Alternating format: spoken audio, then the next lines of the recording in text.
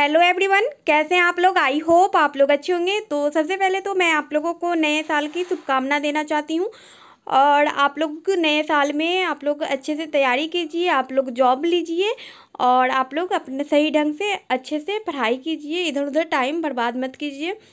और ये जो आप लोगों का नोटिफिकेशन आए हैं वो आप लोगों का केंद्रीय माध्यमिक शिक्षा बोर्ड के तरफ से ये नोटिफिकेशन जारी हुआ है, जिसके बारे में मैं आज बात करने वाली हूँ। इसमें आप लोगों का टोटल वैकेंसी कितना है और आप लोगों का इसमें सैलरी क्या रहने वाला है, एज लिमिट क्या है इसके अंदर, और आप लोगों को एज में जो छूट दिया गया है उसके बारे में भी बात करने वाले हैं। लेकिन उससे पहले आप लोगों से रिक्वेस्ट है कि प्लीज़ मेरे चैनल को सब्सक्राइब कीजिए, जिससे आप लोगों को जितना भी जॉब से रिलेटेड नोटिफिकेशन आता है वो आप लोगों को मिलता रहे और आप लोग उसका फॉर्म फिल करें और आप लोग जॉब लें। तो ये जो आप लोगों का इसके अंदर वैकेंसी आए हैं, इसमें आप लोगों को 2 पोस्ट के ऊपर वैकेंसी आए हैं। सबसे पहले तो इसके अंदर आप लोगों का सुपरिटेंडेंट के पोस्ट के लिए इसमें है और इसमें टोटल वैकेंसी आप लोगों का 142 है। इसका जो आप लोगों को सैलरी रहने वाला है वो आप लोगों का पे लेवल 6 रहेगा और इसमें आप लोगों का जो मैक्सिमम एज है वो आप लोगों का 30 साल रहेगा। और इसमें जो आप लोगों का टोटल वैकेंसी है उसमें से एससी के लिए 21 है और एसटी के लिए 10, ओबीसी के लिए इसमें आप लोगों का 38 है, ईडब्ल्यूएस के लिए 14, यूआर के लिए आप लोगों का 59 इसमें वैकेंसी है। वहीं अगर बात करें जूनियर असिस्टेंट की तो उसके अंदर आप लोगों का टोटल वैकेंसी 70 है, जिसमें से यूआर के लिए 5 है, ईडब्ल्यूएस के लिए 13 और आप लोगों का ओबीसी के लिए इसमें 34 है और एसटी के लिए इसमें 9 है और एससी के लिए भी 9 है आप लोगों का। और इसमें जो सैलरी रहने वाला है वो पे लेवल आप लोगों का 2 रहेगा और इसमें आप लोगों का मैक्सिमम एज जो चाहिए वो आप लोगों का 27 साल इसमें मैक्सिमम एज चाहिए। और आप लोगों का एज में इसके अंदर छूट भी दिया गया है और सबसे अच्छी बात यह है कि आप लोग ऑल इंडिया में कहीं से भी हैं आप लोग इसमें अप्लाई कर सकते हैं इसके अंदर। और इसका जो आप लोगों को ऑनलाइन अप्लाई होना शुरू होगा वो आप लोगों का 1 जनवरी से लेकर के 31 जनवरी तक होगा, यानी कि आप लोगों का नए साल का शुरुआत से इसका शुरू होगा और आप लोगों को 1 महीने का टाइम दिया जाएगा। तो आप लोग इसमें आराम से अप्लाई कर सकते हैं। आप लोगों को 1 महीने का टाइम है तो आप लोग इसमें फॉर्म फिल कर लीजिएगा। और इसमें आप लोगों का एग्ज़ाम का पूरा प्रोसेस क्या रहने वाला है, सिलेबस ये सब भी दिया गया है, जिसके बारे में आगे मैं बात करने वाली हूँ। और आप लोग उसी के अकॉर्डिंग अपना तैयारी रखिएगा जारी, जिससे आप लोगों की तैयारी अच्छे से हो और आप लोग अच्छे से तैयारी करके एग्ज़ाम निकाल सकें। और इसमें आप लोगों का वैकेंसी भी ज़्यादा पोस्ट पे है, तो इसमें आप लोगों का जो एज था आप लोगों का उसमें एज में छूट भी दिया गया है। आप लोगों का एससी एसटी से अगर आप लोग हैं तो आप लोगों को 5 साल का इसके अंदर छूट दिया जाएगा। वहीं अगर आप लोग ओबीसी से हैं तो आप लोगों को 3 साल का छूट दिया जाएगा और दिव्यांग के लिए इसके अंदर 10 साल का छूट है। और साथ ही अगर आप लोग दिव्यांग हैं और आप लोग ओबीसी के अंदर आते हैं तो आप लोगों को 13 साल का छूट दिया जाएगा। वहीं अगर दिव्यांग हैं आप लोग और एससी एसटी के अंदर आते हैं तो आप लोगों को 15 साल का इसके अंदर छूट दिया जाएगा। और फीमेल के लिए भी इसमें 10 साल का इसमें छूट दिया गया है। तो आप लोग किसी भी कैटेगरी से आते हैं, अगर फीमेल भी हैं आप लोग तो फिर आप लोगों को इसमें फ़ायदा है, आप लोगों को एज में बहुत ज़्यादा छूट दिया जाएगा। और इसमें अगर एजुकेशन क्वालिफ़िकेशन की बात करें अगर, तो आप लोगों का जो पहला इसमें था पोस्ट आप लोगों का सुपरिटेंडेंट, उसके लिए आप लोगों का बैचलर डिग्री होना ज़रूरी है और आप लोगों को कंप्यूटर का नॉलेज होना चाहिए। जैसे उसमें आप लोगों का एमएस ऑफिस आना चाहिए, आप लोगों को टाइपिंग स्किल ये सब आप लोगों का आना चाहिए, क्योंकि आप लोगों का जो सिलेक्शन के लिए टेस्ट होगा उसके अंदर आप लोगों का टाइपिंग स्पीड देखा जाएगा। तो आप लोगों का टाइपिंग स्पीड भी आना चाहिए और आप लोगों को कंप्यूटर का अच्छा नॉलेज होना चाहिए, तो आप लोग इसके लिए अप्लाई कर सकते हैं।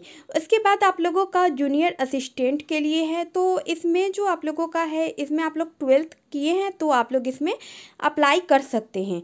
और इसमें भी आप लोगों को कंप्यूटर का नॉलेज होना चाहिए, टाइपिंग स्पीड आप लोगों का आना चाहिए, तो आप लोग इसके अंदर भी अप्लाई कर सकते हैं। उसके बाद आप लोगों का इसमें जो ऑनलाइन अप्लाई करने का फ़ी है, अगर आप लोग यूआर से हैं या फिर आप लोग ओबीसी से हैं या फिर आप लोग ईडब्ल्यूएस से हैं तो आप लोगों को इसमें 800 लगेगा ऑनलाइन अप्लाई करने का फ़ी। वहीं अगर आप लोग इसमें SC ST या फिर दिव्यांग हैं या फिर फीमेल हैं तो आप लोगों को ऑनलाइन अप्लाई करने का कोई फ़ी नहीं लगेगा। तो ये आप लोगों के लिए एक अच्छा पॉइंट है, जो आप लोग इसमें फ़ी नहीं लगेगा तो आप लोग अप्लाई ज़रूर कीजिए। मैं यही कहूँगी कि आप लोग हर हाल में अप्लाई कीजिए, क्योंकि आप लोगों का फ़ी नहीं है इसके अंदर। और इसमें आप लोगों का एग्ज़ाम कैसे होने वाला है, इसमें पूरा सिलेक्शन का क्या प्रोसेस रहने वाला है, उसके बारे में भी बात करेंगे। तो ये आप लोगों का जो सबसे पहला जो मैं बताई थी आप लोगों को पोस्ट सुपरिटेंडेंट का, उसका जो आप लोगों को होगा वो आप लोगों का एग्ज़ाम होगा, रिटन एग्ज़ाम। उसके बाद ही आप लोगों का सिलेक्शन होगा। तो ये जो आप लोगों का रिटन एग्ज़ाम होगा वो आप लोगों का 3 घंटे का होगा, जिसमें आप लोगों को करंट अफेयर से आप लोगों का क्वेश्चन पूछा जाएगा। वो आप लोगों का 30 क्वेश्चन होगा और वो 90 नंबर का होगा, यानी आप लोगों का एक क्वेश्चन 3 नंबर का आप लोगों का होगा। उसके बाद इसमें आप लोगों का वैसे करके आप लोगों का दिया हुआ है इसमें आप लोगों का। उसके बाद रीजनिंग भी आप लोगों का 30 क्वेश्चन होगा और 90 नंबर का होगा।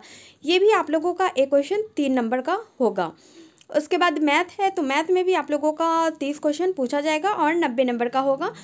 और उसके बाद आप लोगों का इसमें फिर 30 नंबर इसमें हिंदी और इंग्लिश से आप लोगों को 15-15 का इसमें पूछा जाएगा। तो ये भी आप लोगों का 90 नंबर का है। और क्वेश्चन आप लोगों को हिंदी से 15 पूछा जाएगा और आप लोगों को इंग्लिश से 15 इसके अंदर पूछा जाएगा। उसके बाद कंप्यूटर से रिलेटेड मैं आप लोगों को पहले ही बता चुकी हूँ कि आप लोगों का कंप्यूटर से रिलेटेड एग्ज़ाम होगा, तो उसमें भी आप लोगों को 30 क्वेश्चन पूछा जाएगा और उसके लिए भी आप लोगों को 90 नंबर दिया जाएगा। और टोटल जो आप लोगों का क्वेश्चन होगा वो 150 का होगा, लेकिन उसके लिए आप लोगों को 450 नंबर का आप लोगों का एग्ज़ाम होगा। और इसमें आप लोगों का तो आप लोग देख लीजिएगा, आप लोग इसी के अकॉर्डिंग अपना तैयारी कीजिएगा और जितना दिया होता है उसी के अकॉर्डिंग आप लोग तैयारी किया कीजिएगा, जिससे आप लोगों को आसानी हो। उसके बाद आप लोगों का ये फिर एग्ज़ाम होगा उसके बाद भी, तो इसमें आप लोगों का जो है वो ये भी 3 घंटे का आप लोगों का होगा और इसमें भी करेंट अफेयर से क्वेश्चन पूछा जाएगा आप लोगों का। और आप लोगों का वही फिर आप लोगों का है इंडियन हिस्ट्री से रिलेटेड आप लोगों का क्वेश्चन होगा, इकोनॉमी, इन सब से रिलेटेड आप लोगों का ज्योग्राफी, यानी कि आप लोगों का पूरा GK GS का एग्ज़ाम होगा। उसके बाद आप लोगों का उसके अकॉर्डिंग ही आप लोगों का इसके अंदर सिलेक्शन हो। उसके बाद जो आप लोगों का अगला पोस्ट था वो जूनियर असिस्टेंट का था। तो इसके अंदर जो आप लोगों को एग्ज़ाम होगा वो 2 घंटे का होगा और इसमें आप लोगों को 100 क्वेश्चन पूछा जाएगा। और इसमें आप लोगों को इसके लिए जो नंबर दिया जाएगा वो आप लोगों को 300 नंबर इसके लिए दिया जाएगा। और इसके अंदर आप लोगों को GK, करंट अफेयर, इन सब से रिलेटेड क्वेश्चन पूछा जाएगा और साथ ही आप लोगों का हिंदी इंग्लिश से भी क्वेश्चन होगा और कंप्यूटर से रिलेटेड आप लोगों का क्वेश्चन पूछा जाएगा, मैथ, रीजनिंग, इन सब से रिलेटेड आप लोगों का इसके अंदर आएगा एग्ज़ाम में। तो आप लोग उसी के अकॉर्डिंग अपना तैयारी कीजिएगा। तो मैं आप लोगों को बता चुकी हूँ कि इसमें आप लोगों का क्या कैसे एग्ज़ाम होगा और कैसे सिलेक्शन होगा उसके बारे में, तो आप लोग उसी के हिसाब से अपना तैयारी जारी रखिएगा। और ये जो आप लोगों का एग्ज़ाम होगा उसका सेंटर आप लोगों को कहाँ कहाँ दिया जाएगा ये आप लोगों को दिया हुआ है। तो ये आप लोगों का सिटी भी दिया हुआ है और स्टेट भी दिया हुआ है, तो आप लोग देख लीजिएगा। आप लोग उसी जगह आप लोगों से कौन सा जगह पास में है उसी के अकॉर्डिंग आप लोग अपना अपना सेंटर फिल कीजिएगा, जिससे आप लोगों को एग्ज़ाम देने में आसानी हो।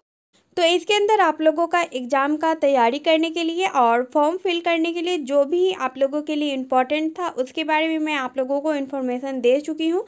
तो आप लोग अपना अपना फॉर्म फिल कर सकते हैं। आज के लिए बस इतना ही। Thank you.